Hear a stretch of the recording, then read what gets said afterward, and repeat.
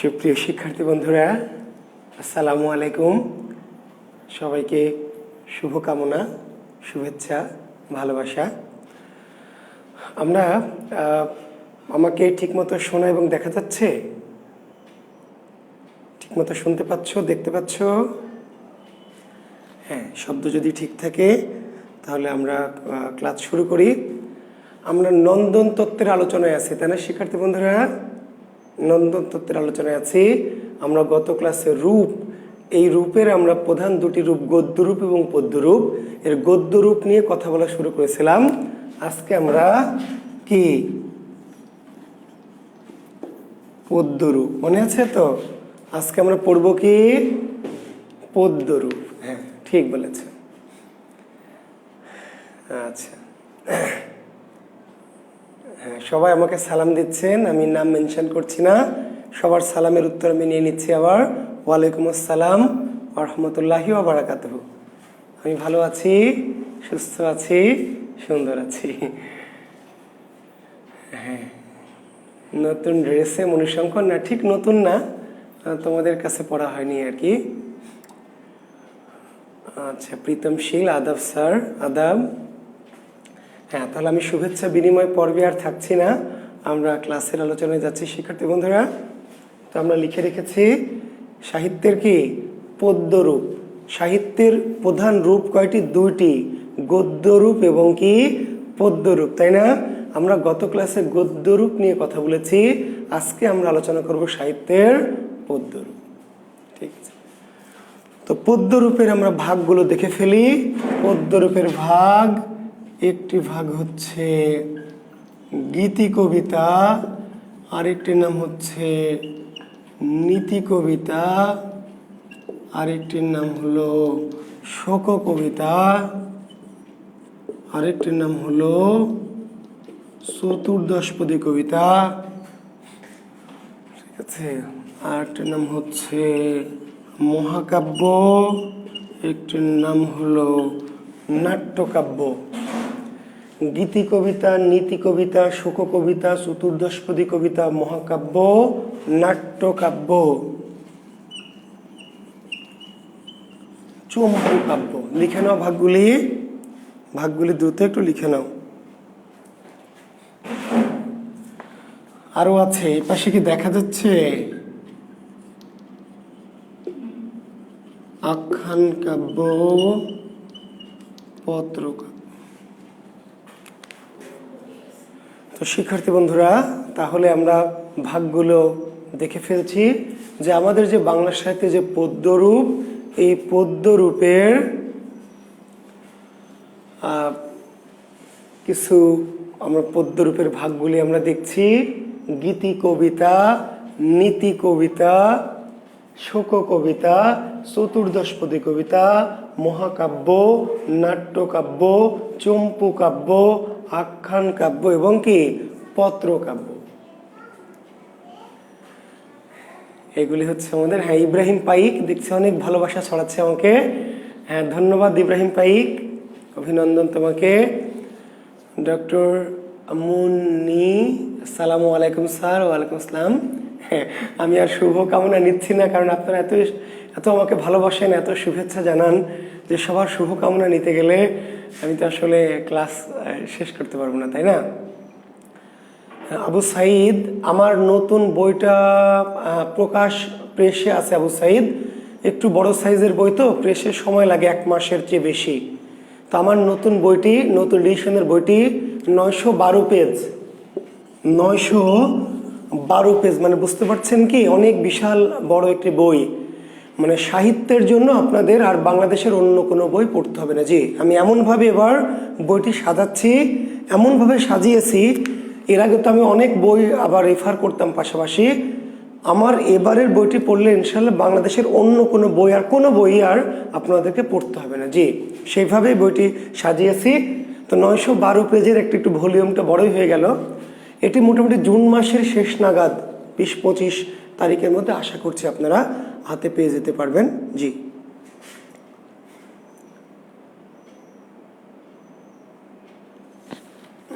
ওকে, ধন্যবাদ। তাহলে আমরা এবার ভাগে চলে যাই।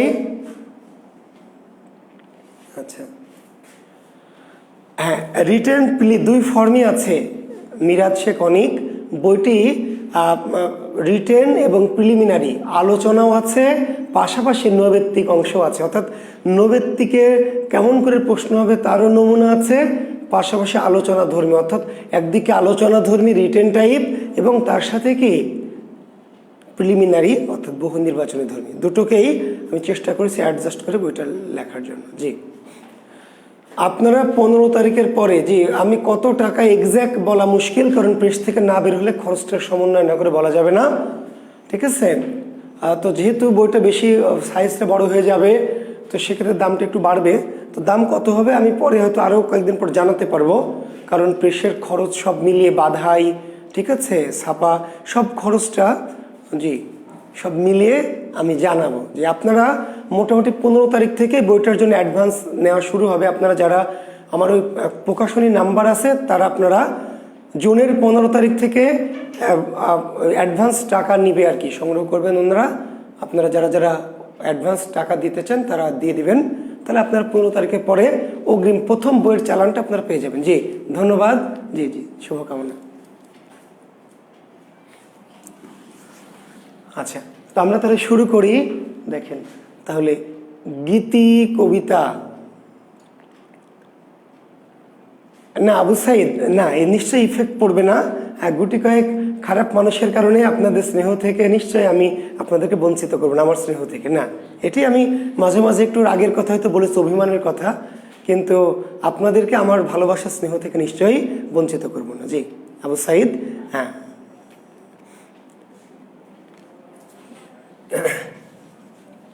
আচ্ছা, তো শিক্ষার্থী বন্ধুরা, তাহলে আমরা শুরুতে কি লিখছি, লেখেন গীতি কবিতা। লিখে নেন গীতি কবিতা, লেখেন। সংজ্ঞাটাকে লিখে নেন, বক্তার ভাবোচ্ছ্বাসের পরিস্ফুটন মাত্রই গীতি কবিতা। গীতি কবিতার সংজ্ঞা কি? বক্তার ভাবোচ্ছ্বাসের পরিস্ফুটন মাত্রই গীতি কবিতা। জি, এটা হচ্ছে বই পুস্তকের সংজ্ঞা আর কি। তারপর আমি আমার মতো করে বলছি, আগে এই সংজ্ঞাটি লিখে নেন, যে বক্তার ভাবোচ্ছ্বাসের পরিস্ফুটন মাত্রই গীতি কবিতা। দীপু মিয়া, নীলক্ষেতে কেন ছাড়ি না? বাবারে নীলক্ষেতে তো আমি থাকি না, আমি থাকি রাজশাহীতে। তো নীলক্ষেতে ছাড়লে ওদের সাথে যোগাযোগ করতে হয়, কমিউনিকেট করতে হয়, ওদেরকে আবার নানানজন বই টই নিয়ে টাকা পয়সা দেয় না, মেরে দেয়। আমি এত বেশি ঝামেলায় যেতে চাই না, বুঝতে পেরেছ দীপু মিয়া? নীলক্ষেত আল্লাহ যদি আমার সাথে যোগাযোগ করে সেটি ভিন্ন কথা, কিন্তু অনেকে বই টই নিয়ে ওই টাকা পয়সা চাওয়া, ওদের ম্যানেজ করা, ওদের কাছে বারবার টাকা দেওয়া, এই সমস্ত কাজ তো আমার না, বুঝো নাই? এত কিছু ঝামেলায় আমি যেতে চাই না, এত বাড়তি ঝামেলা আমার পোষায় না, ঠিক আছে?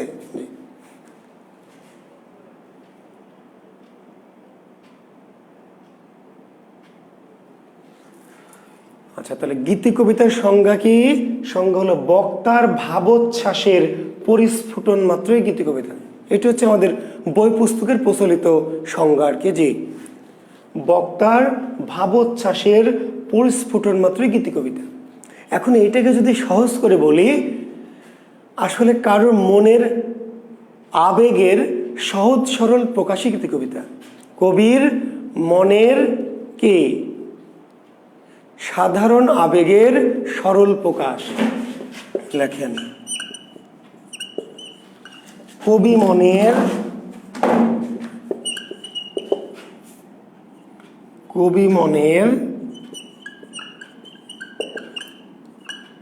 সাধারণ আবেগের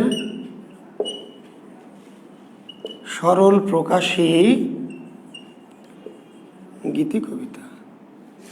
এটি আমার সংজ্ঞা আর কি, আমার সংজ্ঞা, যে কবি মনের সাধারণ আবেগের সরল প্রকাশই গীতি কবিতা।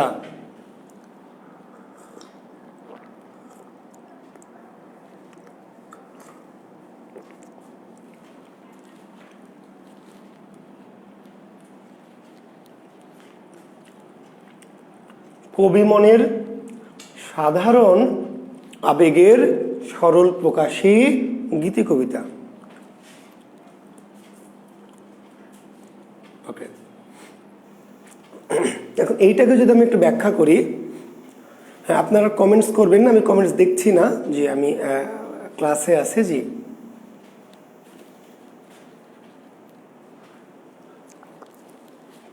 আচ্ছা,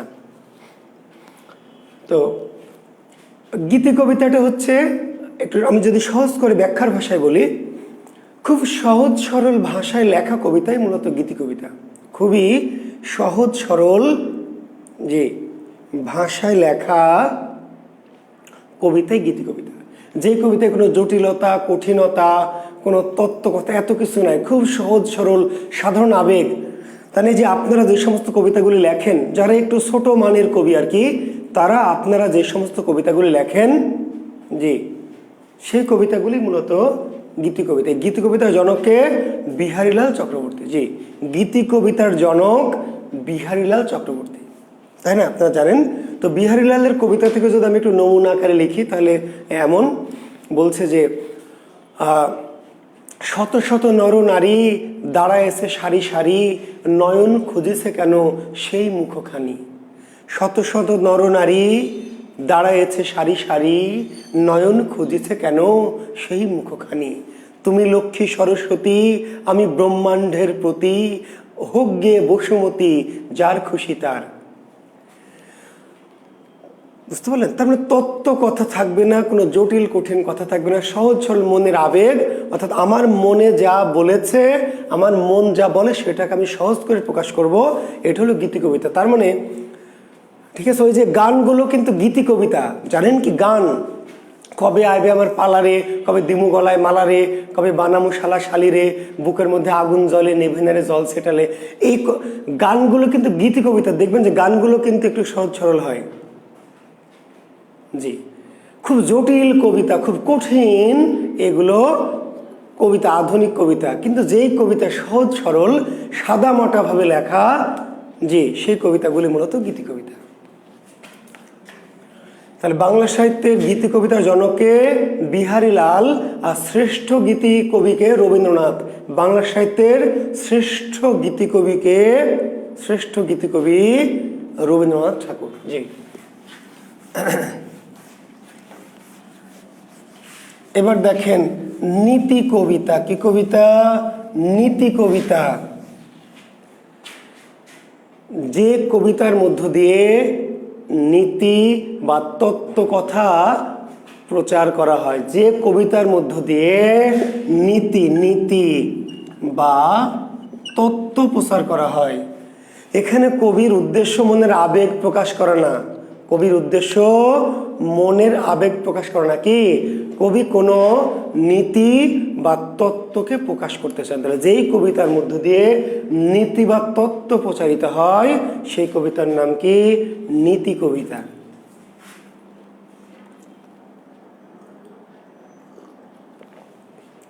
জি শিক্ষার্থী বন্ধু, আলভি আপনি ঠিকই বলেছেন। আপনারা নিজেদের মাঝে কমেন্টস কথাবার্তা বলবেন না, তাতে মনোযোগ নষ্ট হবে। আপনাদের যে তথ্যের দরকার আমি আমার মেসেঞ্জারে নক করবেন। জি,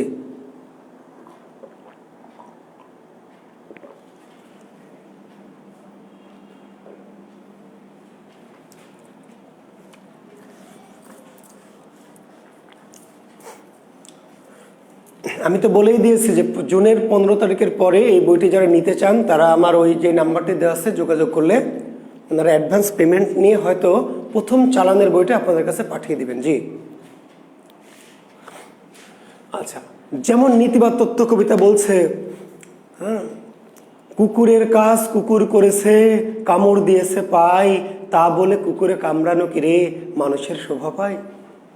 কুকুরের কাজ কুকুর করেছে, তাই না? মনে আছে কি ওই যে একদা আসিয়া, হ্যাঁ, কুকুর কামড় দিল পথিকেরও পায়, কামড়ের চোটে তার, তাই না, দারুণ অতিশয়। তো নিশ্চয় মনে আছে আপনাদের, কুকুর কামড় দিয়েছে পথিকের পায়ে, তো সেই পথিকের অবস্থা খুবই খারাপ, পথিক কাঁদো কাঁদো হয়ে খুব ইয়ে হয়ে বাড়িতে চলে গেছে। এবার ছোট্ট বাচ্চা মেয়েটি বলছে যে কুকুর তোমাকে কামড় দিল, তুমি কি করলা? তুমি তাকে তাকে দেখলা, তুমি কামড় দিতে পারোনি? কুকুর যখন তোমাকে কামড় দিচ্ছে তুমিও কামড় দিবা? এবার পথিক বলছে কুকুরের কাজ কুকুর করেছে, কুকুরের কাজ কুকুর করেছে, কামড় দিয়েছে পায়, তা বলে কুকুরে কামড়ানো কিরে মানুষের শোভা পায়? এটা নীতি কবিতা। একদা ছিল না জুতা চরণ যুগলে, দহিল হৃদয় মম সেই ক্ষোভা নলে, ধীরে ধীরে চুপি চুপি দুঃখাকুল মনে, গেলাম ভজনালয়ে ভজন কারণে, দেখি সেথা একজন পদ নাহি তার, অমনি জুতার খেদ ঘুচিল আমার। দেখি সেথা একজন পদ নাহি তার, অমনি জুতার খেদ ঘুচিল আমার। তার মানে ভালো জুতা নেই, ভালো স্যান্ডেল নেই বলে নামাজ পড়তে যাচ্ছে না, লজ্জায় যে ছেঁড়া স্যান্ডেল পরে নামাজ পড়তে গেলে মানুষ কি করবে? খারাপ বলবে, তাই না? যে জুয়েল কিবরিয়া এত বিখ্যাত মানুষ আর ছেঁড়া স্যান্ডেল পরে নামাজ পড়তে এসেছে, লজ্জায় নামাজ পড়ছে, সে চুপি চুপি দুঃখাকুল মনে গেলাম ভজনালয়ে। সবার শেষে সবাই যখন চলে গেছে, সবার পিছনে গিয়ে নামাজ পড়তে দাঁড়িয়েছে। ওখানে দেখছে যে দেখি সেথা একজন পদনাহিতার, দেখি সেথা একজন পদনাহিতার, অমনি জুতার খেদ ঘুচিল আমার। ওখানে গিয়ে দেখে একজনের পাই নাই, জুতা নাই, এজন্য নামাজ পড়তে যাচ্ছে না, ভালো জুতা নাই। ওখানে গিয়ে নামাজ পড়তে গিয়ে দেখে একজনের পাই নাই। এবার কবি বললেন অন্যের দুঃখ কথা করিলে চিন্তন, আপনার দুঃখ থাকে কতক্ষণ। অন্যের দুঃখের কথা করিলে চিন্তন, আপনার দুঃখ থাকে কতক্ষণ। হ্যাঁ, অনন্যাকরণ বলেছে সকালে উঠে আমি মনে মনে বলি, সারাদিন আমি যেন ভালো হয়ে চলি, আদেশ করেন যাহা মোর গুরুজনে, আমি যেন সেই কাজ করি ভালো মনে। নীতি কবিতা। যে জন দিবসে মনের হরষে জ্বালায় মোমের বাতি, আশু গৃহে তার দেখিবে না আর নিশীথে প্রদীপ ভাতি। চির সুখী জন ভ্রমে কি কখন ব্যথিত বেদন বুঝিতে পারে, কি যাতনা বিষে বুঝিবে সে কিসে, কভু আসি বিষে দংশে নিজারে। নীতি কবিতা। এই সমস্ত কবিতার উদ্দেশ্য কি? মানুষের মধ্যে নীতি, তত্ত্ব, আইডিওলজি, ভাবাদর্শ প্রচার করা। যে জন দিবসে মনের হরষে জ্বালায় মোমের বাতি, আশু গৃহে তার দেখিবে না আর নিশীথে প্রদীপ ভাতি। তাই না? নীতি কবিতা। জি, শোক কবিতা। শোক নিশ্চয় জানেন, শোক কবিতা। ওই যে জসীমউদ্দিনের কবর, দাদার দাদি মারা গেল, এবার দাদা কাঁদছে, তাই না? তারপর এই শূন্য জীবনে যত কাটিয়াছি পারি, যেখানে যাহারে জড়ায়ে ধরেছি সেই চলে গেছে ছাড়ি। শত কাফনের শত কবরের অঙ্ক হৃদয়ে গনি, গনিয়া গনিয়া ভুল করে গনি, সারাদিন মান জাগি। মসজিদ হইতে আজান হাকিছে ঘন সকরুণ সুর, ভাবিতেছি মোর জীবনের রোজ কিয়ামত না জানি কত দূর। তাই না?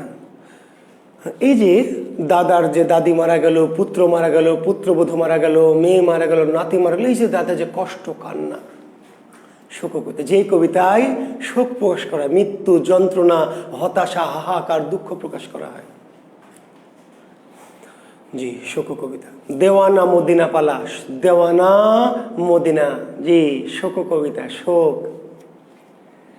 এই যে মদিনা যখন মারা গেছে, এবার দুলাল এসে মদিনার কবরের পর কি করছে? শুয়ে শুয়ে কাঁদছে, চিৎকার করছে, আহাজারি করছে। শোক কবিতা। বুঝতে পেরেছেন? জি,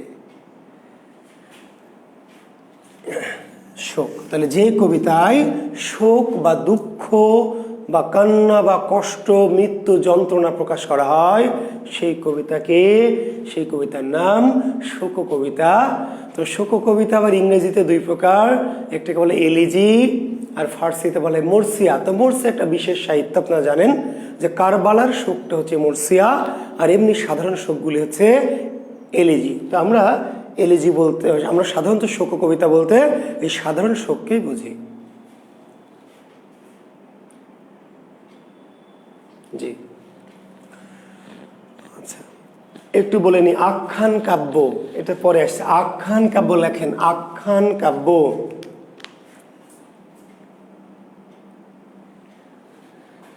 আখ্যান বা এটাকে আমরা বলি কাহিনী কাব্য। এটাকে কোনো কোনো বইয়ে লেখা আছে কি, যাকে আমরা বলছি আখ্যান কাব্য, এই আখ্যান কাব্যকে কেউ কেউ বলছে কি কাহিনী কাব্য। আচ্ছা, নীতি কবিতার জনক একজন জিজ্ঞেস করেছে, কৃষ্ণচন্দ্র মজুমদার। শিক্ষার্থী বন্ধুরা একটু লিখে নেন, নীতি কবিতার জনক একজন প্রশ্ন করেছে, নীতি কবিতার জনক কৃষ্ণচন্দ্র মজুমদার। কৃষ্ণচন্দ্র মজুমদার নীতি কবিতার জনক, গীতি কবিতার জনক বিহারীলাল, আর নীতি কবিতার জনক কৃষ্ণচন্দ্র মজুমদার। কাহিনী কাব্য বা আখ্যান কাব্যের জনককে জসীমউদ্দিন। কাহিনী কাব্য বা আখ্যান কাব্যের জনককে জসীমউদ্দিন। জসীমউদ্দিন, জি জসীমউদ্দিন। আখ্যান কাব্য বা কাহিনী কাব্যের জনক জসীমউদ্দিন। জসীমউদ্দিন 4টি আখ্যান কাব্য আছে, জি আমরা জসীমউদ্দিনে গেলে জানাবো। জি শুধু একটু জেনে রাখি, জসীমউদ্দিনের 4টি, নকশিকাঁথার মাঠ কি জাতীয় কাব্য? আখ্যান কাব্য। নকশিকাঁথার মাঠ, সুজন বাদিয়ার ঘাট, এই কাব্যগুলো কি জাতীয়? আখ্যান, কাহিনী কাব্য। এগুলো আসলে উপন্যাসের মতো একটা কাহিনী, লেখক কবিতায় কবিতায় কি একটা কাহিনী তুলে ধরেছেন। তাহলে যেই কি কাহিনী, যে কবিতায় একটি সুবৃহৎ সুদীর্ঘ কাহিনী উপস্থাপন করা হয়, যে কবিতায় একটি সুবৃহৎ কি কাহিনী উপস্থাপন করা হয়, কবিতা কিন্তু কবিতায় মনের শুধু আবেগ অনুভূতি, একটি কাহিনী, সুদীর্ঘ কাহিনী, দীর্ঘ পরিসরের কাহিনী উপস্থাপন করা হয়, সেই কবিতাকে বলা হয় কাহিনী কাব্য বা আখ্যান কাব্য। জি কাহিনী কাব্য বা আখ্যান কাব্য। নকশিকাঁথার মাঠ, সুজন বাদিয়ার ঘাট।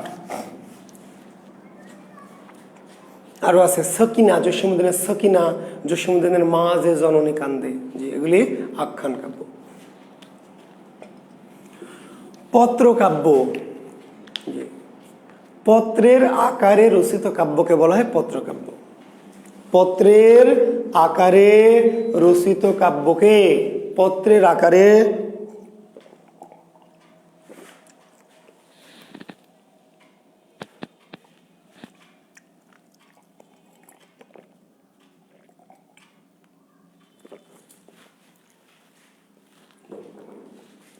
পত্রের আকারে রচিত কাব্যকে বলা হয় পত্রকাব্য। বুঝতে পারলেন? তার মানে কবিতার সাইজটা কেমন? পত্রের মতো। হে প্রিয়া, চলে গেছো দুঃখ নিয়া, করেছো অন্যের সাথে বিয়া, তাই আজ কাঁদে মোর হিয়া। হে প্রিয়া, চলে গেছো দুঃখ দিয়া। বুঝলেন নাই? এটা জুয়েল কিবরিয়ার একটা নমুনা কবিতা। জি একটা নমুনা বলছে, অর্থাৎ কাউকে চিঠি লিখছেন আপনি, সেই চিঠির ভাষাটা কেমন? কবিতায়।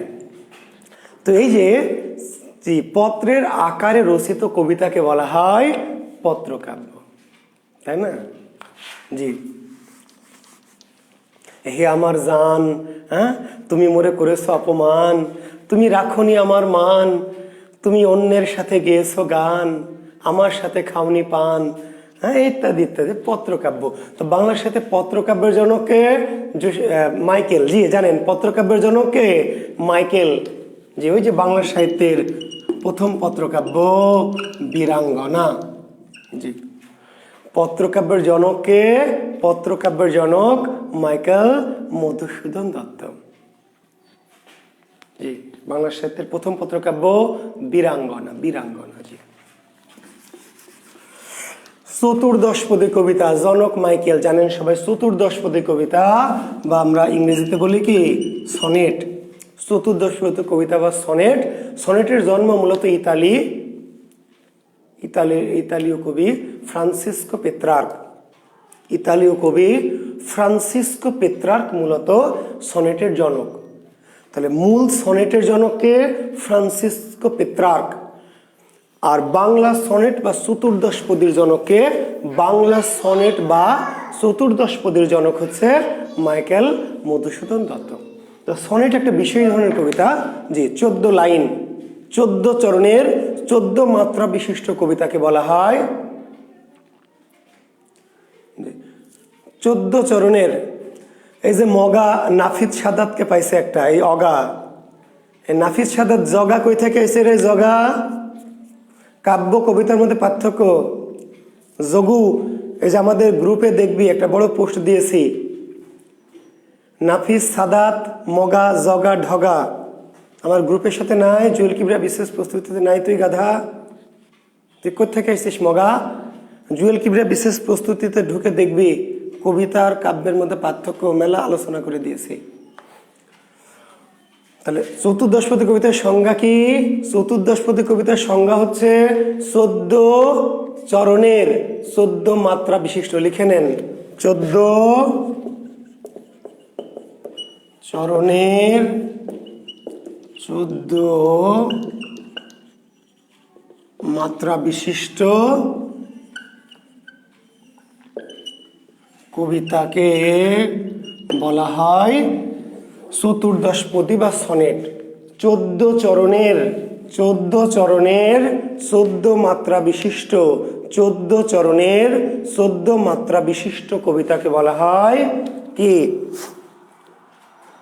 সনেট বা চতুর্দশপদী। এই কবিতা লেখা কিন্তু খুব জটিল, এই কবিতা লেখা খুব জটিল। সব কবি কিন্তু এই কবিতা লেখেননি, বুঝতে পারলেন? কেন? কারণ এই কবিতা এমনই জটিল কবিতা, কবিতার লাইন 14 লাইন হতে হবে, কমও হওয়া যাবে না, বেশি হওয়া যাবে না, বুঝতে পারলেন? চতুর্দশপদী কবিতা মানে কবিতা লিখতে হলে কতটি লাইনে লিখতে হবে? 14 লাইনে লিখতে হবে, 14 লাইনে, কমও হওয়া যাবে না। শুধু তাই নয়, 14 লাইনে লিখলে কাম শেষ না, প্রতিটা লাইনে মাত্রা থাকবে কয়টা? 14টা। 14 লাইনের কবিতা এবং প্রতিটি লাইন বা চরণে মাত্রা কতটি? 14টি। মাত্রা আজকে বুঝাবো, একটু পরে ছন্দ বুঝাবো, তখন বুঝে নিবেন ইনশাল্লাহ, তখন একটু ব্যাখ্যা দেবো। শুধু জেনে নিন যে 14টি লাইন বা চরণ হবে, শুধু তাহলে হবে না, প্রতিটা লাইন বা চরণে আবার 14টি করে মাত্রা থাকবে। যে সনেটের জনককে মাইকেল মধুসূদন দত্ত, আমাদের কবি নজরুল 2-1টি সনেট লিখেছেন, রবীন্দ্রনাথ অল্প স্বল্প সনেট লিখেছেন, প্রমথ চৌধুরী 50টি সনেট লিখেছেন। মহাকাব্য নিয়ে মেলা কথা বলে দিয়েছি, বলেছি না? আর একটি কথা বলার কি দরকার আছে? যে মহাকাব্য নিয়ে আর একটি শব্দ বলার দরকার না। জি, নাট্যকাব্য। গতদিন বলেছিলাম যে কাব্য নাট্য, মনে আছে কিনা? কাব্য নাট্য, আর আজকে দেখেন লিখেছে নাট্যকাব্য। পার্থক্য কি একটু বুঝে নেন। একটা হচ্ছে কাব্য নাট্য আর একটি নাট্যকাব্য। প্রথমটি হচ্ছে বিশেষণ, অ্যাডজেক্টিভ, অ্যাডজেক্টিভ এটা নাউন। কাব্যনাট্য আসলে নাট্য, কাব্যনাট্য কি? নাট্য, কিন্তু নাট্যটা কার মতো? কাব্যের মতো। ভালো কোশ্চেন, কাব্যের স্টাইলে লেখা নাটক। তাহলে কাব্যনাট্য কাব্য না নাটক? কাব্যনাট্য হলো নাটক। কাব্যনাট্য কি? নাটক, নাটক, কিন্তু নাটকটা কোন স্টাইলে? কাব্যের, কবিতার স্টাইলে লেখা। তাহলে কবিতার ঢঙে লেখা নাটক হচ্ছে কাব্যনাট্য। আর নাট্যকাব্য কি? নাটক না কাব্য? তাহলে শেষেরটা হলো নাউন আর সামনেরটা অ্যাডজেক্টিভ। জি, শেষেরটা নাউন, সামনেরটা। আর তাহলে নাট্যকাব্য মানে আসলে কাব্য, নাট্যকাব্য হলো কাব্য, কিন্তু কাব্যটা লেখা হয়েছে কি? নাটকীয় স্টাইলে। নাট্যকাব্য মানে কাব্য, যেই কাব্য নাটকীয় উক্তি প্রত্যুক্তির মধ্য দিয়ে রচিত হয়। যেই কাব্য নাটকীয় উক্তি প্রত্যুক্তির মধ্য দিয়ে, নাটকে যেমন ডায়লগ থাকে, সিরাজউদ্দৌলা ডায়লগ বললো, তারপরে আলেয়া ডায়লগ বললো, তারপরে মির্জাফর ডায়লগ, এই যে এরকম উক্তি প্রত্যুক্তির মধ্য দিয়ে যে কাব্য রচিত হয়, নাটকীয় উক্তি প্রত্যুক্তির মধ্য দিয়ে, সেই কাব্যকে বলা হয় নাট্যকাব্য।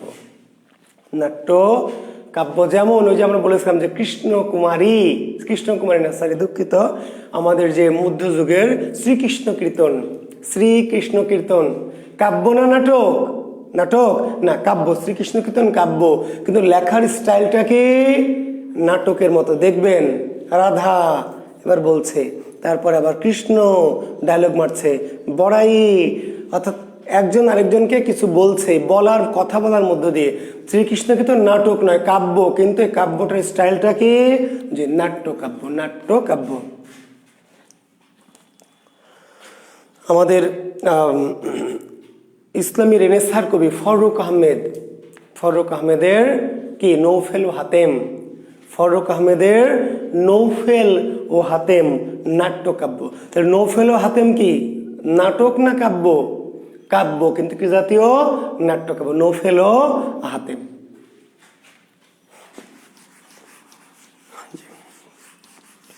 চম্পু কাব্য, চম্পু চম্পু কাব্য বলে দিয়েছি মধ্যযুগে অন্ধকার যুগে, আর বলার দরকার নেই। তবুও একটা অগামগা বা মিসকল পার্টির জন্য বলে দিচ্ছি যে যেই কবিতার মধ্যে কবিতা এবং গদ্য মিশ্রণ, গদ্য এবং পদ্যের মিশ্রিত সাহিত্যকে বলে চম্পু কাব্য। চম্পু কাব্য আসলে পুরোপুরি কাব্য না, গদ্য এবং পদ্যে মিশ্রিত সাহিত্যকে বলা হয় চম্পু কাব্য। যার উদাহরণ আমরা মধ্যযুগের অন্ধকার যুগে বলেছিলাম শেখ শুভদয়া, তাই না, শূন্য পুরাণ। গদ্য পদ্য মিশ্রিত সাহিত্যকে বলে চম্পু কাব্য। আর একটা হচ্ছে রূপক কাব্য। রূপক, রূপক, যে রূপক কাব্যটা লিখে নেন রূপক কাব্য। জি, যেই কবিতার মধ্য দিয়ে গভীরতর কোনো কিছু প্রকাশ করা হয়, অন্য কিছু আপাত অর্থের আড়ালে, আপাত অর্থের আড়ালে যদি অন্য কোনো অর্থ বোঝানো হয়, যে কবিতায় আপাত অর্থের আড়ালে অন্য কোনো গভীরতর অর্থ প্রকাশ করা হয় বা বোঝানো হয়, তাকে বলা হয় রূপক কাব্য। যে কবিতার আড়ালে আপাত অর্থের ভিতরে, যে কবিতায়, কবিতার আড়ালে না, যে কবিতায়, লিখে নেন, যে কবিতায় আপাত অর্থের আড়ালে, যে কবিতায় আপাত অর্থের আড়ালে অন্য কোনো গভীরতর অর্থ প্রকাশ করা হয়, তাকে বলা হয় রূপক কাব্য। বলছে এক আর বোঝাচ্ছে আর এক। জি, লালনের গান যেমন রূপক, জি লালনের গানের মতো রূপক। খাসার ভিতর অসীন পাখি কেমনে আসে যায়, খাসার ভিতর অসীন পাখি কেমনে আসে যায়, রূপক। 6 মাসের এক কন্যা ছিল, 9 মাসে তার গর্ভ হলো, 18 মাসে 3টি সন্তান, কোনটি করবে ফকিরি, চাঁদের গায়ে চাঁদ লেগেছে আমরা ভেবে করবো কি। কিংবা সহজ উদাহরণ দিলে রবীন্দ্রনাথের সোনার তরী, ঠাই নাই ঠাই নাই ছোট সে তরী, আমার এই সোনার ধানে গিয়াছে ভরি। শ্রাবণ গগন ঘিরে ঘন মেঘ ঘুরে ফিরে, শূন্য নদীর তীরে রহিনু পড়ি, যাহা ছিল নিয়ে গেল সোনার তরী। তাহলে ওই যে এখানে মাঝি, কৃষক, নৌকা, ধান, এগুলা কিচ্ছু না, এইগুলো একটা বাইরের একটা শব্দ বেশ। আসলে মাঝি, তরী, ধান ইত্যাদি ইত্যাদির আড়ালে কি মানুষের জীবনে যে শাশ্বত চিরন্তন সত্য, স্রষ্টা নশ্বর কিন্তু সৃষ্টি অবিনশ্বর, মানুষ নশ্বর তার কর্ম অবিনশ্বর। এই যে রূপক, অর্থাৎ আপাত একরকম অর্থ, মাঝি ধান নিয়ে বসে আছে, তাই না, নৌকা নিয়ে একজন, কৃষক ধান নিয়ে বসে আছে, মাঝি নৌকা নিয়ে আসছে, এগুলো একটা বাইরের একটা অর্থ আপনি চাইলে করতে পারবেন, কিন্তু এগুলো বোঝানোর জন্য এই কবিতাটা লেখা হয়নি। এই কবিতাটা লেখা হয়েছে এর ভিতরের একটা কি গভীরতর অর্থকে প্রকাশ করার জন্য। তো এই ধরনের কবিতার নাম কি? রূপক কবিতা, রূপক। তো ধন্যবাদ শিক্ষার্থী বন্ধুরা, আমি গত দিনই রূপটা শেষ করা উচিত ছিল, তো শেষ করতে পারিনি, ইচ্ছা করে আমরা আজকে শেষ করলাম। তা আমি বাংলা সাহিত্যের রূপ আমরা আলোচনা করলাম, বাংলা সাহিত্যের রূপ। এবার আলোচনা করব বাংলা সাহিত্যের কি রস। রস, যে লিখে নেন রস। কি পরিবেশটা সুন্দর না? কই মিসকল পার্টি, কই বকা খেয়ে চুপ হয়ে গেল নাকি? মিসকল পার্টি এগুলো নিয়ে তো আমার কারবার। মিসকল পার্টি, অগা জগা মগা যোগু। হ্যাঁ, কে ঝাড়ি যে মারলাম রাগ করছেন? খাবেন? ঢেলে দিব।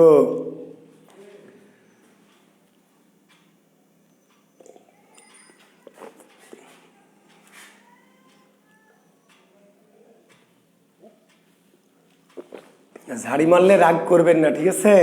মাঝে মাঝে একটু ভাব নেওয়ার জন্য ঝাড়ি মারি রে ভাই, বুঝেন না? হ্যাঁ, আমাকে যে গুরু মুরু বলেন, মেলা কিছু বলেন, তো গুরুর একটা ভাব আছে না? হ্যাঁ, তো গুরুর ভাব নেওয়ার জন্য বা একটু আপনাদেরকে একটু নিজের একটু ভাব প্রকাশ করার জন্য মাঝে মাঝে ঝাড়ি মারি, মানে বুঝেন নাই? ঝাড়ি মারলে নিজে একটু বস বস লাগে, বুঝেন না রে ভাই? এই মাঝে মাঝে একটু বসত্ব প্রকাশ করি আর কি, আসলে মন থেকে ঝাড়ি মারি না। জি, মানে আমি এমন বিশেষ কেউ না যে আপনাদেরকে ঝাড়ি মারি মারবো, যে এত বড় মাপের কেউ না। আপনাদেরকে মাঝে মাঝে ঝাড়ি মারি, মেরে একটু নিজের ওই মাঝে মধ্যে একটু বড়ত্বটা প্রকাশ করে। জি আচ্ছা, তাহলে আমরা এখন একটু রস, তাই না? জি, সাহিত্য মানেই তো খালি রস, সাহিত্য মানেই তো কি খালি রস আর রস। স্যার আরো কি রস দিবেন? রসেই তো আছি, হ্যাঁ তাই না? আমরা এই যে সাহিত্য শুরু করেছি, এই যে রাধা কৃষ্ণ থেকে শুরু করে এই যে ইউসুফ জুলেখা, এই যে লাইলি মজনু, ওই যে নদের চাঁদ, এ তো রসেই ডুবে আছি। স্যার আর নতুন কি রস দিবেন আপনি? হ্যাঁ, আবারও রস। জি, বাংলা সাহিত্য কোর্স না হয়ে কোর্সটার নাম হচ্ছে ছিল কি রস কোর্স। জি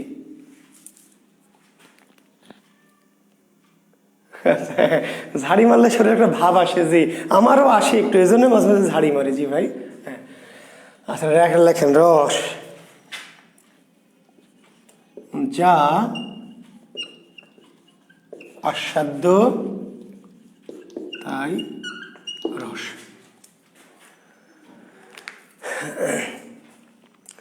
যা আস্বাদ্য তাই রস, যা আস্বাদ্য তাই রস।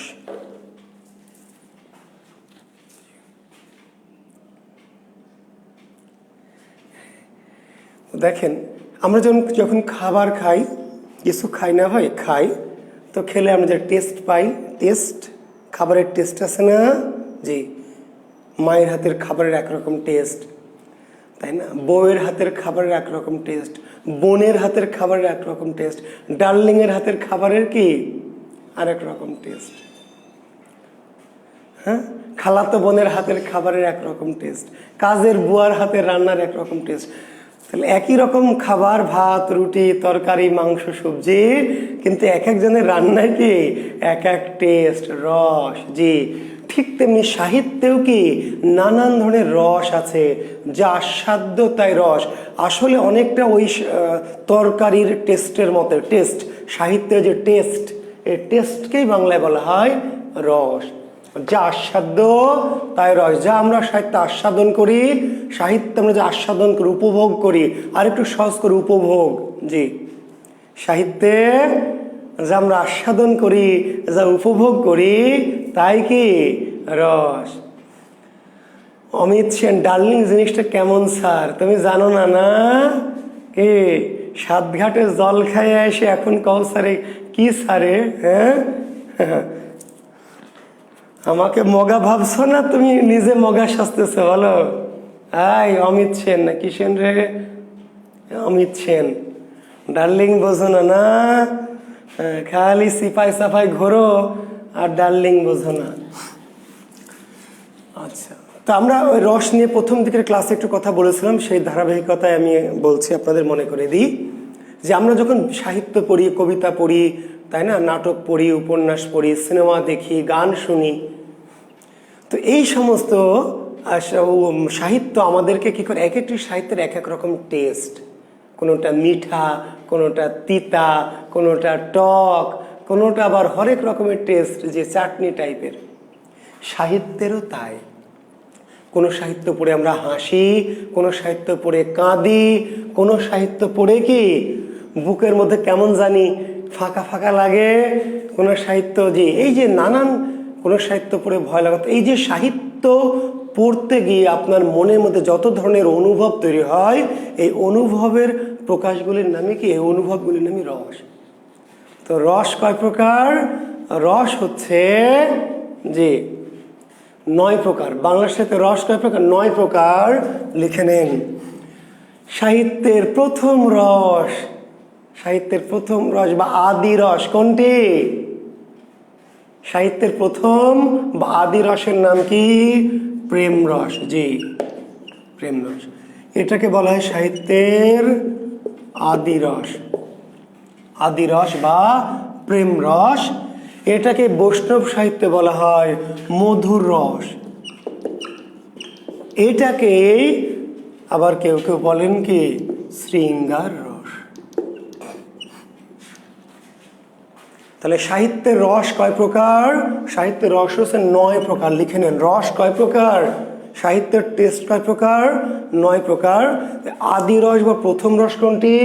প্রেম রস। এই প্রেম রসকে বৈষ্ণব সাহিত্যে বলা হয় মধুর রস, আর এই মধুর রসকে আবার একটু গভীর করে বলা হয় শৃঙ্গার রস। জি। এরপরে আছে কি করুণ রস, করুণ রস, তারপরে আছে হাস্য রস, তারপরে আছে বীর রস, তারপরে আছে হলো রৌদ্র রস, তারপরে আছে হচ্ছে বীভৎস রস, তারপর হলো ভয়ানক রস, তারপরে হচ্ছে বীভৎস, ভয়ানক, ঘৃণাকে কি বলছে, বীভৎস রস, ভয়ানক, করুণ, হাস্য, বীর, রৌদ্র। 1 2 3 4 5 2 4 5 6 7 শান্ত রস, করুণ রস, হাস্য রস, করুণ হাস্য, বীর, রৌদ্র, বীভৎস, ভয়ানক, শান্ত। কয়টা রস হলো? 1 2 3 4 5 6 7 8। আরেকটা রস বলে গেলাম যে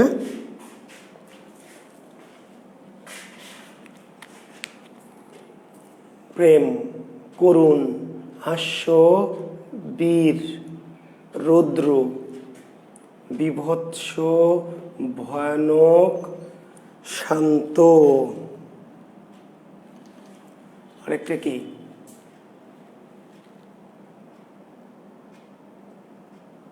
রৌদ্র লিখেছি, বীর লিখেছি, করুণ লিখেছি, হাস্য লিখেছি, ভয়ানক, অদ্ভুত, অদ্ভুত। জি, অদ্ভুত রস। এই অদ্ভুত রসটা ভুলে যাই। অদ্ভুত, জি লিখে নেন। 9। হ্যাঁ, অদ্ভুত আপনারা আমার আগে লিখে দিয়েছেন, আপনারা জানেন, ধন্যবাদ। জি, তাহলে 9 প্রকার রস লিখে নেন। প্রেম রস, করুণ রস, হাস্য রস, বীর রস, রৌদ্র রস, বীভৎস রস, ভয়ানক রস, শান্ত রস, অদ্ভুত রস। জি।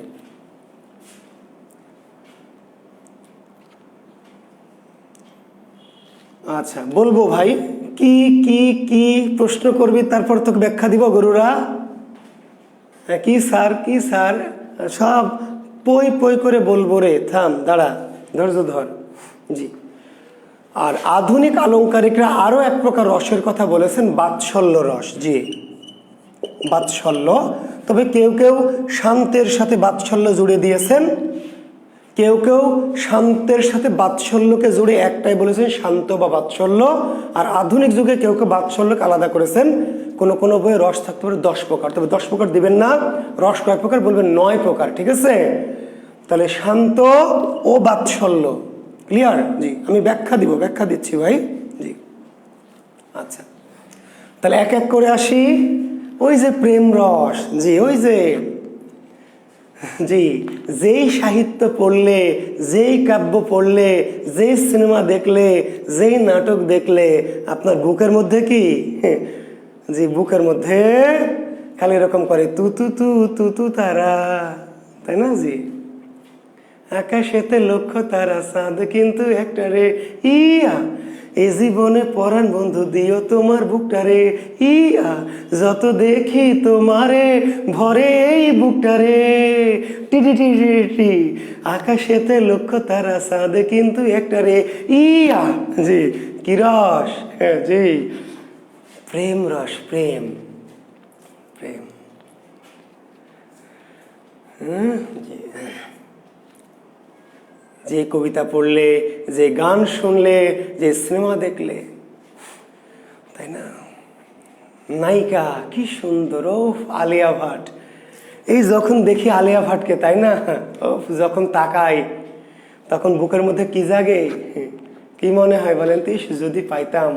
জি, এত সুন্দর কেন নায়িকা, এত সুন্দর কেন, এত মসৃণ, এত চকচকে, এত গুলগুলা, এত টসটসা কেন বলেন তো? একটু ভাঙড়ি চুংড়ি, একটু খসখসা, একটু, তাই না? এরকম হলে সমস্যা কি? এত সুন্দর কেন হতে হবে? ববিতা রোজিনার মতো কেন হতে হবে? সুন্দরী কেন হতে হবে? একটু ফাটা ফুটা ভাঙা চোরা হলে সমস্যা কি? এত সুন্দর কেন নায়িকা? জি, যেন জুয়েল কিবরিয়ার তাকানো মাত্রই কি মনে হয় আহ ওফ ইস। জি, এই জন্যই এই যে রস জাগলো আপনার নায়িকাকে দেখে। পরিচালকের উদ্দেশ্য কি? ওই যে আপনার পদ্মাবতী কাব্যে যে পদ্মাবতী 324 লাইনে যে রূপের বর্ণনা দিল আলাওল, আলাওলের ঠেকা কি পড়েছে? বলেই তো দিতে পারতো যে পদ্মাবতী খুব সুন্দর, পদ্মাবতী খুবই খুবই খুবই সুন্দর, বলেই দিত, কাম শেষ। কিন্তু 324 লাইনে কেন রূপের বর্ণনা দিয়েছে? নখ কেমন, পা কেমন, উরু কেমন, কোমর কেমন, নাভি কেমন, পেট কেমন, বুক কেমন, গ্রীবা কেমন, কেন বর্ণনা দিয়েছে এত সুন্দর করে? যাতে কবিতা পড়ে আপনার ভিতরে কি জি জি এই যে প্রেম রস জাগে, মধুর রস জাগে। আর একজন জিজ্ঞেস করছে শৃঙ্গার কি? এই মধুর যখন আরো গাঢ় হয়ে যায়, জি, এই প্রেম যখন বেশি গাঢ় হয়ে যায়, বেশি গাঢ় ঘন, তখন হয় শৃঙ্গার। জি, যখন আপনি জড়াই ধরলেন নায়িকাকে, তখন যে রস জাগলো, রস হলো। আগে তো দেখে রস জাগলো, এবার নায়িকাকে জড়িয়ে ধরার পরে আপনার রস জাগলো, সেই রসটির নাম হচ্ছে শৃঙ্গার। প্রেম বা মধুর যখন বেশি গাঢ় বা ঘন হয়ে যায়, তখন সেই রসের নাম কি? শৃঙ্গার রস। তোমাকে চাই আমি আরো কাছে, তোমাকে বলার আরো কথাই আছে, মুখে বলতে পারি না, মুখে তবা তবা, দিলে কসম লাগে কুহু কাহা, একই শরম এলো কুহু কাহা। তুমি তুমি দূরে গেলে হায় বাড়ে জ্বালা, কাছে এলে করো একই খেলা। কোন রস? জি, শৃঙ্গার রস, শৃঙ্গার। মনে লাগে শুধু ভয়, যদি বেশি কিছু হয়, আমি মরে যাব লাজে, তওবা তওবা, দিলে কসম লাগে কুহু কাহা, একই শরম এলো কুহু কাহা। জি, কোন রস? এই যে জি, প্রেম খুব গভীর হয়ে গেছে, খুব গাঢ় হয়ে গেছে, এটা হলো শৃঙ্গার, শৃঙ্গার। জি, বুঝেছেন? আরো ব্যাখ্যা দিব না? আর ব্যাখ্যা দেওয়া যাবে না। জি, আরো বেশি ব্যাখ্যা দিলে আমার এই ব্যাসে অনেক হুজুর টাইপের পোলাপান আছে, আমাকে মাস শুরু করবে, হুজুর হুজরাই বদ স্যার, বেয়াদ্দব স্যার, কি সব আজে বাজে গান গায়, নাউজুবিল্লাহ আস্তাগফিরুল্লাহ। জি জি জি জি, হ্যাঁ আমি জানি তো এরকম কিছু হুজুর মার্কে স্টুডেন্ট আছেন। জি ভাই, মজা করতেছি তো ভাই, এগুলোর মধ্যে নেতিবাচক কিছু খুঁজবেন না। জি, খুঁজলে আচ্ছা করুন। জি, করুন। আপনি যখন বিষাদ সিন্ধু পড়বেন, বিষাদ সিন্ধু, জি, যখন ইমাম হোসেন বা ইমাম হাসানকে কি মেরে ফেলা হচ্ছে, মারা হচ্ছে, বুঝতে পারলেন? তখন আপনার এই সাহিত্য পড়ে আপনার মনে আনন্দ জাগবে, কি হাসি জাগবে, কি জাগবে? যে করুন করুন, কষ্ট জাগবে। আমরা কবর কবিতা বলেছি, তাই না? কিংবা বিষাদ সিন্ধু, কিংবা এই টাইপের কিছু সাহিত্য, এমন কিছু সাহিত্য, এমন কিছু সিনেমা, এমন কিছু গল্প যেটা পড়ে আমাদের মনে কি কষ্ট জাগে, দুঃখ জাগে। জি, করুন। হাস্য, জি, এই যে বলেছিলাম যে মোশাররফ করিমের নাটক, মোশাররফ করিমের নাটক। জি, কিংবা বাংলা সাহিত্যে অনেক নাটক আছে, তাই না? নাটক আছে না? প্রহসনগুলি আছে, নাটকগুলি আছে। অবাক জলপান পড়েছেন? অবাক জলপান, রবীন্দ্রনাথের অবাক জলপান পড়েছেন? জি, জলপাই হবে ভাই, জলপাই। বলছে জলপাই তো নাই এখন, আমসান তো দিতে পারি, জলপাই পাবো কই? দেখুন, অবাক জলপান পড়বেন রবীন্দ্রনাথের। জি, খ্যাতি বিড়ম্বনা পড়বেন, তাই না? জি, শব্দার ডাক্তার, মাথা ভরা ডাক্তার, খিদে পেলে পানি খাই চিবিয়ে, চেয়ারেতে রাত দিন বসে কেন 2-3 পরে বই আলোটারে নিভিয়ে। হাস্যরস, হাস্যরস, জি, হাসি। বীর রস, দেশপ্রেমমূলক কবিতা, দেশাত্মবোধক গান, দেশপ্রেমমূলক কবিতা, দেশাত্মবোধক গান। জি, বীর রস। মোরা একটি ফুলকে মোরা একটি ফুলকে বাঁচাবো বলে যুদ্ধ করি, মোরা একটি মুখের হাসির জন্য অস্ত্র ধরি, মোরা মোরা একটি ফুলকে বাঁচাবো বলে যুদ্ধ করি। এই যে গানগুলি শুনতো মুক্তিযোদ্ধারা, কেন শুনতো গান? মনোরঞ্জনের জন্য না, আনন্দের জন্য না, নিজেদের মধ্যে কি দেশপ্রেম স্পৃহা বাড়ানোর জন্য। আমার সোনার বাংলা আমি তোমায় ভালোবাসি, চিরদিন তোমার আকাশ তোমার বাতাস আমার প্রাণে বাজাই বাসি। তোমার ফাগুনে তোর আমের বনে ঘ্রাণে পাগল করে, তাই না? জি, সব কটা জানালা খুলে দাও না, ওরা আসবে আসবে। বীররস, দেশপ্রেম, যেই কবিতা যেই সাহিত্য আমাদেরকে কি করে? দেশপ্রেম উজ্জীবিত করে, দেশাত্মবোধের চেতনা উজ্জীবিত করে, সেই সাহিত্যগুলিকে বলা হয় বীররসের সাহিত্য, বীররস। অবাক জলপান, সুকুমার রায় ঠিকই বলেছেন না, কারণ অবাক জলপান সুকুমার রায়। আর আমি রবীন্দ্রনাথের বলছিলাম যেটা, সেটা হচ্ছে ওই যে খ্যাতির বিড়ম্বনা, রবীন্দ্রনাথের খ্যাতির বিড়ম্বনা, আর অবাক জলপান সুকুমার রায়। ধন্যবাদ তোমাকে। আচ্ছা, রৌদ্র রস, রৌদ্র। কবি যখন সামাজিক, রাজনৈতিক, পারিপার্শ্বিক কোনো কারণে কি স্বাভাবিক সেন্সটা লোপ পেয়ে যায়, সামাজিক রাজনৈতিক অনাচার অবিচার অত্যাচার এগুলো দেখে সহ্য করতে না পেরে কবি যখন ক্ষেপে যায়, উন্মত্ত হয়ে যায়, কবির যখন স্বাভাবিক যুক্তি বুদ্ধি জ্ঞান বিচার বিবেচনা লোপ পায়, পেয়ে যে কবিতা কবি লেখে, সেই কবিতাকে বলা হয় রৌদ্র রসের সাহিত্য, রৌদ্র রস। জি, দেশ স্বাধীন করা হলো, পাকিস্তানিরা আমাদের শাসন করছে, শোষণ করছে, নির্যাতন করছে, নিপীড়ন করছে, তাহলে একটা স্বাধীন দেশ পেলে আমরা কি করব? আমরা ভালো থাকবো, ভালো খাবো। কিন্তু দেশ স্বাধীন করার পর দেশে কি হলো? দেশে যুদ্ধ লাগলো, সরি দেশে দুর্ভিক্ষ শুরু হলো। আপনারা জানেন যে 71 সালের পর 72 সালে দুর্ভিক্ষ। এবার মানুষ চিন্তা করলো যে তাহলে পাকিস্তান আমলে তো ভালো ছিলাম, পাকিস্তান আমলে তো ভালো ছিলাম, পাকিস্তানরা বলে আমাদের শাসন করছে, শোষণ করছে, নির্যাতন করছে, সম্পদ লুট করে নিয়ে যাচ্ছে, তাও তো আমরা 1-2 বেলা খেতে পাচ্ছিলাম, তো যুদ্ধ করে দেশ স্বাধীন করে যে কিছু খেতে পেলাম না। রফিক আজাদের মতো বিখ্যাত কবি বলছেন যে ভাত দে হারামজাদা, জি সরকারকে উদ্দেশ্য করে বলছেন, ভাত দে হারামজাদা নইলে মানচিত্র খাবো, ভাত দে হারামজাদা নইলে মানচিত্র খাবো। রৌদ্ররস। নজরুল খেপে গেছেন বিদ্রোহী কবিতায়, আমি বিদ্রোহী ভৃগু ভগবান বুকে কে দিই পদচিহ্ন, আমি স্রষ্টা সুদান শোক তাফানা খেয়ালি বিধির বক্ষ করে গভিন্ন। বুঝতে পারলেন? বিধির বক্ষ ভিন্ন করবে, বিধি স্রষ্টা ঈশ্বর তার বুক একবারে কি করবে? ছিন্ন ভিন্ন করে ফেলবে, আর ভগবানের বুকে পায়ের লাথি মারবে। খোদার আসন আরশ ছেদিয়া উঠিয়াছি চির বিশ্ব আমি বিশ্ববিধাত্রীর। খোদা যে আসনে বসে থাকে আরশ, আল্লাহর আসনের নাম কি? আল্লাহ আমাদের মহান রব্বুল আলামিন যে আসনে বসে থাকবেন, জি সে আসনটার নাম কি? আরশ। নজরুল কি করবেন? সে আরশটাকে উনি ভেঙে চুরে উঠে পড়বেন। খোদার আসন আরশ ছেদিয়া উঠিয়াছি চির বিস্ময় আমি বিশ্ববিধাত্রীর। মম ললাটে রুদ্র ভগবান জলে রাজ রাজটিকা দীপ্ত জয়শ্রীর, বলো বীর আমি চির উন্নত শির। এগুলো রৌদ্র রসের কবিতা, রৌদ্র রস। জি,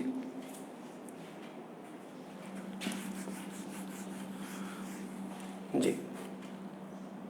বিভৎস রস, বিভৎস ঘৃণা। জি, জি। আপনি আপনার প্রেমিকাকে খুব ভালোবাসেন, খুব বিশ্বাস করেন, হুজুর একটু কানে আঙ্গুল দিবেন, জি হুজুর টাইপের যারা আছেন একটু হুজুর আইন যারা একটু কানে আঙ্গুল দেন, 1 মিনিট পরে আবার খুলবেন। জি, আপনি আপনার প্রেমিকাকে খুব ভালোবাসেন, খুবই বিশ্বাস করেন, খুবই জীবনের চেয়ে বেশি ভালোবাসেন, এবং জানেন যে এই মেয়েটি খুবই পুত পবিত্র, আপনাকে ছাড়া অন্য কাউকে সে ভাবে না। হঠাৎ করে একদিন দেখলেন, তাই না, একটা ছেলেদের ম্যাচ থেকে আপনার এই ডার্লিং বের হচ্ছে, কিংবা একটা ছেলের সাথে বৃষ্টি ভেজা দিনে রিক্সায় হুড় তুলে পর্দা মর্দা দিয়ে ঢেকে রিক্সায় যাচ্ছে। এরপরে যখন এই আপনার প্রেমিকার সুন্দর চোখের দিকে, সুন্দর গালের ঠোঁটের দিকে তাকাবেন, তখন আপনার মনে প্রেম জাগবে না, মধুর রস জাগবে না, কি জাগবে জানেন? বিভৎস রস, বিভৎস রস, ঘৃণা জাগবে। আপনি যাকে প্রচণ্ড ভালোবাসেন, প্রচণ্ড বিশ্বাস করেন, যাকে দেখলে আপনার ভালোবাসতে ইচ্ছা করে, সে যখন আপনার সাথে বিশ্বাসঘাতকতা করবে, তখন তার ওই একই চেহারার দিকে তাকালে আপনার বুকের ভালোবাসা মধুর রস জাগবে না, কি জাগবে?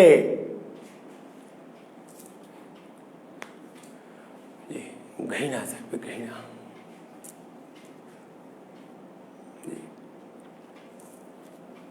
এমন কোনো বিষয়, এমন কোনো ঘটনা, এমন কোনো কাহিনী লেখক উপস্থাপন করেন যে যেটার মধ্য দিয়ে আমাদের মনে কি ঘৃণা জাগ্রত হয়, ঘৃণা জাগ্রত হয়।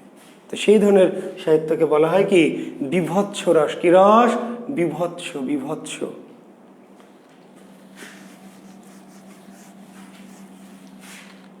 ভয়ানক রস খুবই গুরুত্বপূর্ণ রস সাহিত্যের।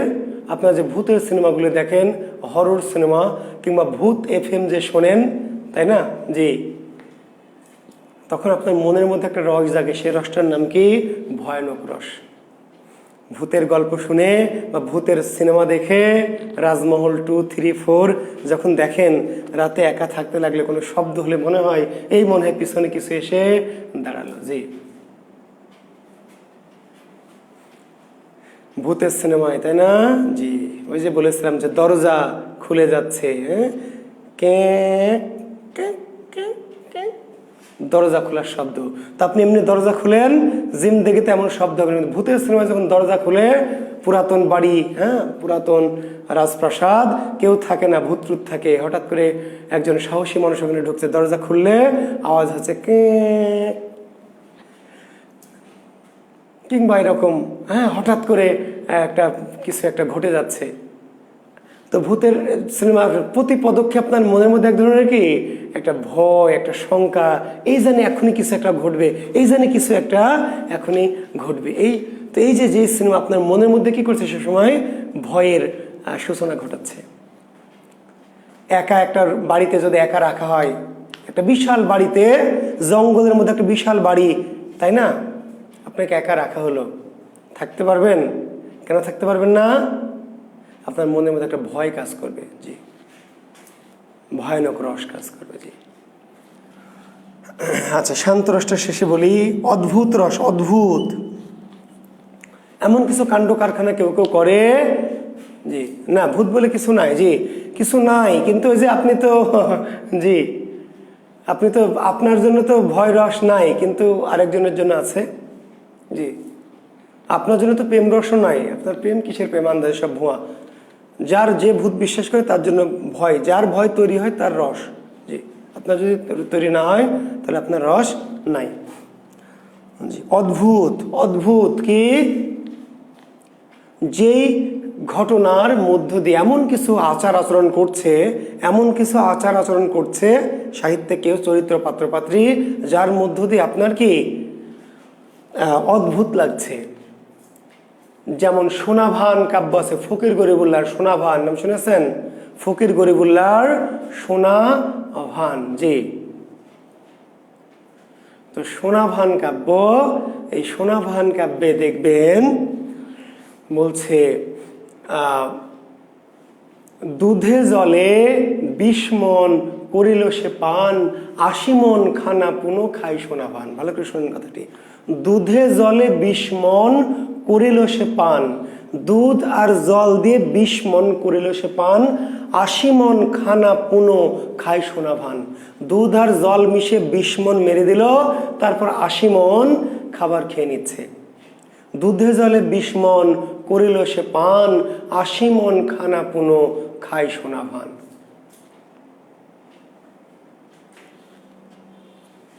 বিভৎস রস, কি রস? অদ্ভুত রস, অদ্ভুত। মুসরিয়া গোপ দুটা বান্ধিলেন ঘাড়ে, 7 হাঁড়ি, এক শ্বাসে 7 হাঁড়ি আমানে উজাড়ে। কালকেতুর নাম তো বলেছি, চণ্ডীমঙ্গল কাব্যের কালকেতু। কালকেতু যখন খাবার খায় তো অনেক বড় বড় গোফ, এই গোপগুলো মুখের মধ্যে ঢুকে যায়। এই জন্য খাবার খাওয়ার সময় কালকেতু কি করে, গোপ দুটাকে পেঁচিয়ে ঘাড়ের সাথে বাঁধে। মসরিয়া গোফ দুটা বান্ধিলেন ঘাড়ে, এক শ্বাসে 7 হাঁড়ি আমানে উজাড়ে। এই গোফ দুটা মসরিয়ে ঘাড়ের সাথে বেঁধে নিল যাতে খাবারে ডিস্টার্ব না হয়। তারপর এক শ্বাসে, এক নিঃশ্বাসে 7 হাঁড়ি আমানি পান্তা ভাত, এক নিঃশ্বাসে 7 হাঁড়ি পান্তা ভাত মেরে দিচ্ছে। অদ্ভুত অদ্ভুত। জি, কিছু কিছু ঘটনা, কিছু দৃশ্য যেটা দেখে আমাদের মনের মধ্যে কি আশ্চর্য হচ্ছে, আমরা আশ্চর্য হয়ে যাচ্ছি। অদ্ভুত রস। আচ্ছা, ভয়ানক তো বলেছি। আচ্ছা, শান্ত আর বাৎসল্য, শান্তটাকে বলেনি, শান্ত রস কি? শান্ত রস হচ্ছে জি ঈশ্বরের প্রতি আস্থা বা ধর্মীয় অনুভূতি প্রকাশক যে সাহিত্য, ধর্মীয় অনুভূতি প্রকাশক যে রস, সেই রসটা হচ্ছে শান্ত রস। জি, রাগ, ক্ষোভ, উত্তেজনা, লোভ, লালসা, মোহ, মাৎসর্য সব কিছু বাদ দিয়ে জি স্রষ্টার জন্য নিজেকে উৎসর্গ করা, সমর্পণ করা, এইরকম সাহিত্যকে বলা হয় শান্ত রস। বুঝতে পেরেছেন? যে পৃথিবীতে তো আমার কিছু নাই, তা আমি লোভ করে লাভ কি? পৃথিবীতে আমার কোনো কিছু আছে? পৃথিবী থেকে আমি কিছু নিয়ে এসছি, পৃথিবী থেকে আমি কিছু নিয়ে যাব, তাহলে আমি লোভ করবো কেন? মারামারি কাটাকাটি করবো কেন? হিংসা করবো কেন? তাহলে যা হচ্ছে হোক, আমার কি? জি, বৈরাগীদের যারা বৈরাগী কিংবা যারা ধর্মীয় মহামানব, জি গৌতম বুদ্ধ, আমাদের মহানবী হজরত মোহাম্মদ মুস্তফা সাল্লাল্লাহু আলাইহি সাল্লাম, যীশু খ্রিস্ট, জি এদের যে অনুভূতি, এদের যে মানসিকতা, সেই ধরনের রসকে বলা হয় শান্ত রস। ঈশ্বরের প্রতি আস্থা, ঈশ্বরের প্রতি নিজেকে সমর্পণ করা, যে সাহিত্যের মধ্যে এই ধরনের কি রস পরিবেশন করা হয়, সেই রসকে বলা হয় কি শান্ত রস। বুঝতে পারলেন? গীতাতে আছে কি, যা হয়েছে তা বেশ হয়েছে, যা হচ্ছে তা বেশ হচ্ছে, যা হবে তাও বেশ হবে। যা হয়েছে তাও বেশ হয়েছে, যা হচ্ছে তাও বেশ হচ্ছে, আর যা হবে তাও বেশ হবে। আমাদের ধর্মেও আছে, আল্লাহ যা কিছু করে ভালোর জন্যই করে। পা ভেঙে গেছে, তা ভালোই হয়েছে, নিশ্চয় আল্লাহর মধ্যে মঙ্গল রেখেছে। পা না ভেঙে তো তোমার মাথাও ভাঙতে পারতো, বুঝলেন না? পা না ভেঙে মাথার খুলিও ভাঙতে পারতো। তাহলে যে পা ভেঙেছে, নিশ্চয় সৃষ্টিকর্তা বা আল্লাহ এর মধ্যে কিছু একটা কি মঙ্গল রেখেছিলেন। এই যে বিশ্বাস, এই যে আস্থা, জি এটির নাম হচ্ছে শান্তরস। আমাদের বিশ্বকবি রবীন্দ্রনাথ ঠাকুর, এশিয়ার প্রথম নোবেল বিজয়ী কবি রবীন্দ্রনাথ ঠাকুর, বাংলা সাহিত্যের একমাত্র নোবেল বিজয়ী কবি রবীন্দ্রনাথ ঠাকুর, যেই সাহিত্যের জন্য নোবেল পুরস্কার পেয়েছেন, সেই রসের নাম হচ্ছে কি শান্তরস। জি, গীতাঞ্জলি, সং অফারিংস কোন রসের সাহিত্য? শান্তরস। সং অফারিংস শান্তরসের সাহিত্য। জি, শান্তরস পড়বেন, গীতাঞ্জলি পড়বেন। জি, পড়েছেন? কেমনে হবে? গীতাঞ্জলি পড়েন নাই? আমার মাথা নত করে দাও হে তোমার চরণ ধুলার তলে, সকল অহংকার হে আমার ডুবাও চোখের জলে। আমার মাথা নত করে দাও হে তোমার চরণ ধুলার তলে, সকল অহংকার হে আমার ডুবাও চোখের জলে। নিজেরে করিতে গৌরব দান, নিজেরে কেবলই করি অপমান, আপনারে শুধু ঘিরিয়া ঘিরিয়া ঘুরে মরি পলে পলে। আপনারে শুধু ঘিরিয়া ঘিরিয়া ঘুরে মরি পলে পলে, আমার মাথা নত করে দাও হে তোমার চরণ ধুলির তলে। গীতাঞ্জলি কাব্যের রসটার নাম কি শান্তরস। নিজেকে সঁপে দেওয়া ঈশ্বরের পায়ে, মানুষের পায়ে, ঠিক আছে, সৃষ্টির স্রষ্টার পায়ে নিজেকে সমর্পণ করে দেওয়া। জি, আপনি এই যে আল্লাহর কাছে যে মাথা নত করছেন, সিজদা দিচ্ছেন, কিংবা দেবতাকে পূজা দিচ্ছেন, কিংবা যিশুর কাছে মাথা নত করছেন, এর মধ্যে নিজেকে কি করছেন?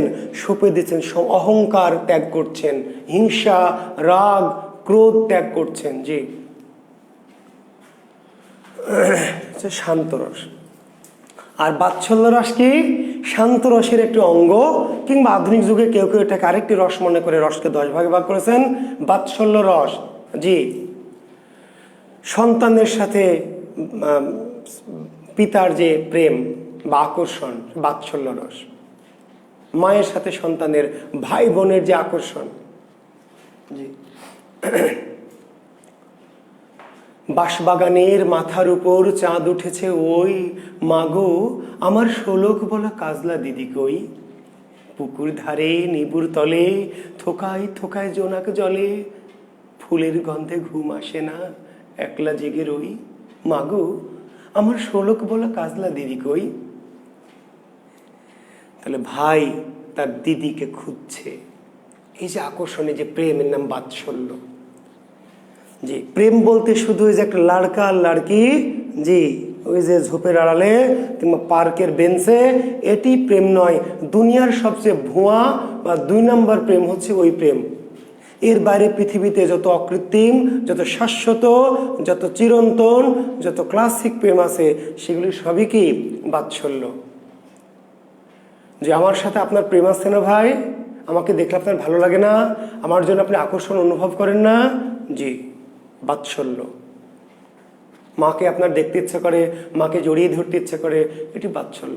মা সন্তানকে জড়িয়ে ধরে চুমা খায়, এটিও এক ধরনের প্রেম, বাৎসল্য। আপনার বাড়িতে পাখি আছে, পাখিকে আপনি আদর করেন, গরুকে আপনি খেতে দেন, গরুকে না দেখে আপনার ভালো লাগে না, মন খারাপ করে। বাড়ির পোষা পাখি প্রাণী অসুস্থ হলে আপনার মন খারাপ হয়, বাড়ির গাছটি মারা গেলে কিংবা গাছটি রোগাক্রান্ত হলে কিংবা গাছের ডাল ভেঙে গেলে আপনার মন খারাপ হয়, এটিও এক ধরনের প্রেম। এই প্রেমের নাম হচ্ছে বাৎসল্য। যেটি জি জি আচ্ছা, তো আশা করছি আপনারা বুঝতে পেরেছেন। তাহলে আমাদের সাহিত্যের কি রস নিয়ে কথা বললাম। তাহলে পরীক্ষা দেখবেন আসবে যে মেঘনাদ বধ কোন রসের সাহিত্য, কবর কবিতাটি কোন রসের সাহিত্য, তাই না? এরকম প্রশ্ন হয় না?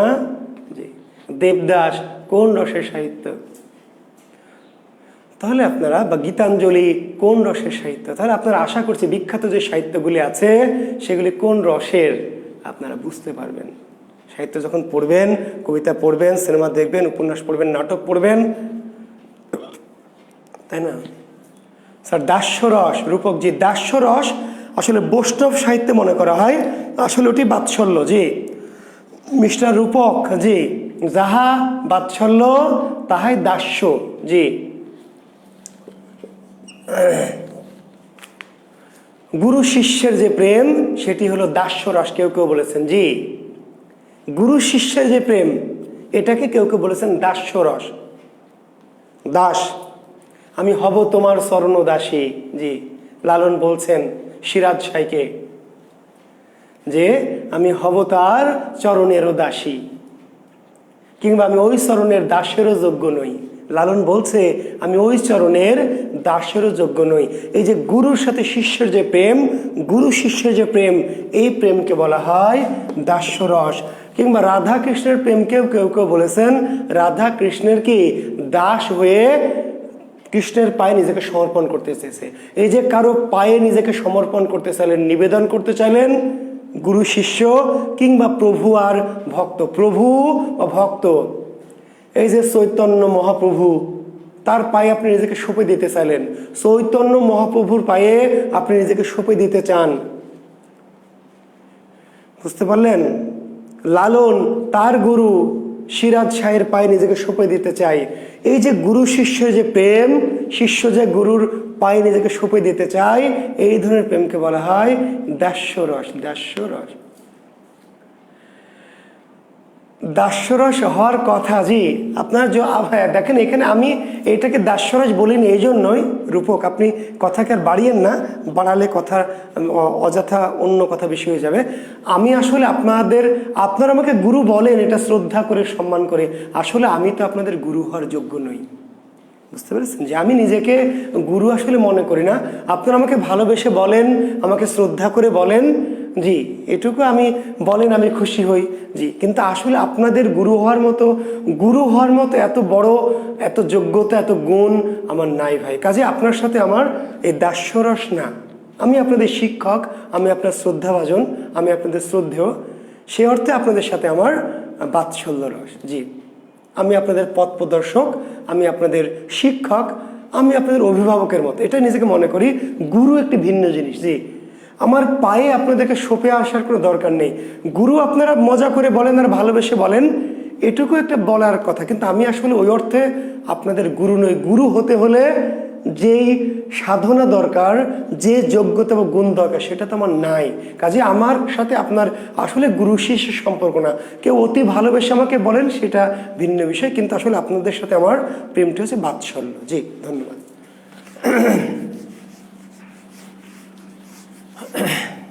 আচ্ছা, তো আমরা এবারে চলে যাব। আচ্ছা, আমাদের কি আর সময় আছে?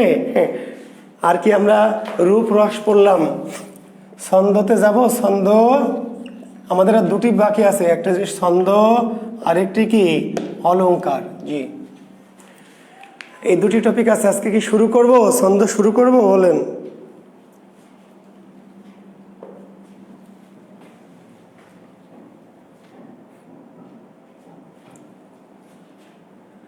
হ্যাঁ, কাজী মোমো কুইন, ধন্যবাদ। আপনারা আমাকে গুরু বলেন, আমি খুব খুশি হই, শান্তি পাই যে গুরু না, আমার অত যোগ্যতা নেই, তারপরে বলেন। জি, এটা আমার মানে মনের তৃপ্তি। কিন্তু আসলে যে বললাম যে গুরু হতে হলে যে এই ধরনের গুণ বা জ্ঞান বা যে ধরনের সাধনা দরকার, আমার আসলে এত কিছু নাই।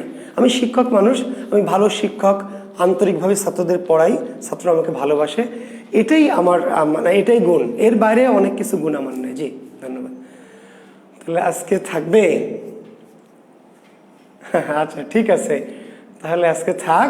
হ্যাঁ, কঠিন টপিক। জি, তাহলে আজকে থাক। আগামী দিন আমরা ছন্দ আর অলংকার নিয়ে কথাবার্তা বলবো। জি, ঠিক আছে, ওকে, ধন্যবাদ শিক্ষার্থী বন্ধুরা।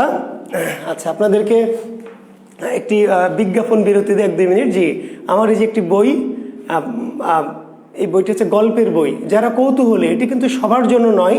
আমি আবার বলছি, আমার 2000 স্টুডেন্টই আমার বই নিবেন বা পড়বেন না, জাস্ট আমি আমার নিজেকে আপনাদেরকে একটু জানানোর জন্য।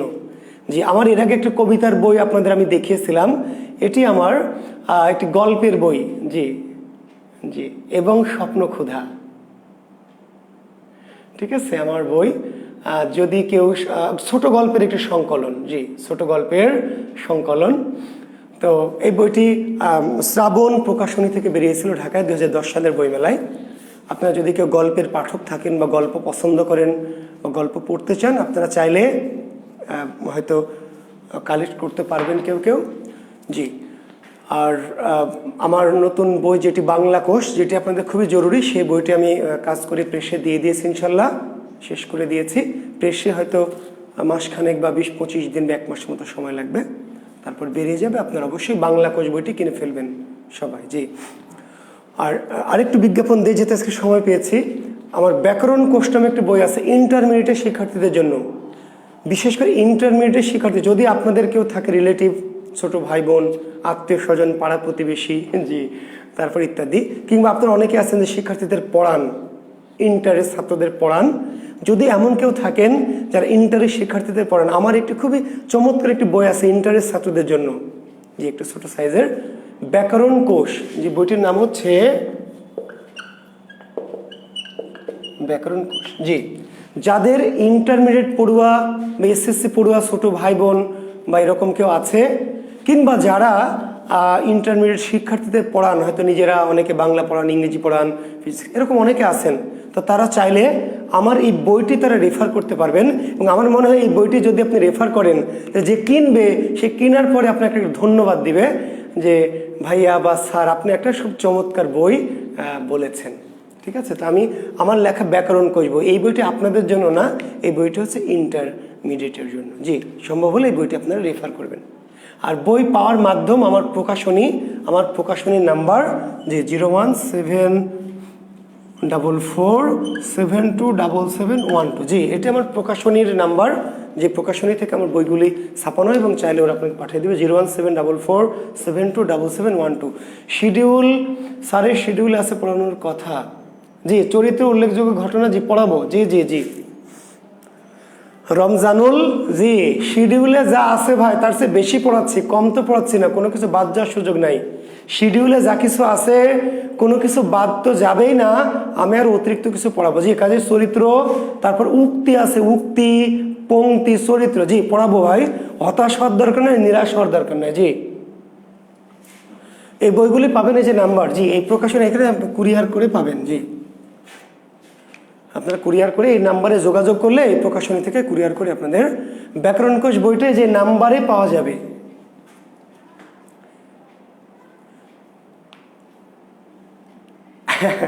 আচ্ছা অনন্যা, কারণ আপনি বাংলাদেশে যদি আসেন আমি বই আপনাকে এমনি গিফট করব। জি সমস্যা নেই, আপনি সুদূর, তাই না, এত দূর থেকে আসবেন।